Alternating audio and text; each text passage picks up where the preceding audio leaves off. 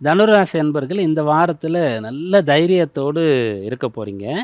எந்த ஒரு செயலையும் அரைகுறை நம்பிக்கையோடு நடந்தால் பார்த்துக்கலாம், வந்தால் லாபம், போனால் அப்படின்ற மாதிரிலாம் உங்களுக்கு யோசிக்கவே தோணாது. எதை செய்தாலும் அதை வந்து முழு மனதாக 100% உங்களுடைய எஃபர்ட் வந்து நீங்கள் போடுவீங்க. 3ஆம் பாவம் வலுக்கிறது.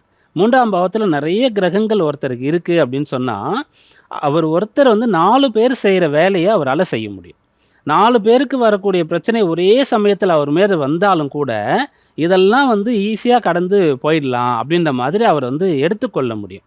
நல்லது நடந்தாலும் அதை ஏற்றுக்கொள்வது, பிரச்சனை இருந்தாலும் அதை எதிர்கொள்வது. அந்த விஷயம் வந்து சாத்தியமாகும். அப்படியாக 3ஆம் பாவம் வலுத்திருந்து, குரு ராசியாதிபதி ராசியும் பார்த்து அந்த 3ஆம் இடத்தையும் பார்க்கிறார்.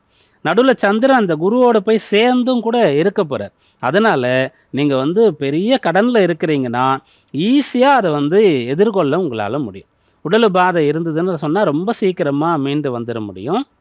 வேலையில, பிசினஸ்ல பிரச்சனை இருந்தா, அதெல்லாம் சரி பண்ண முடியும்.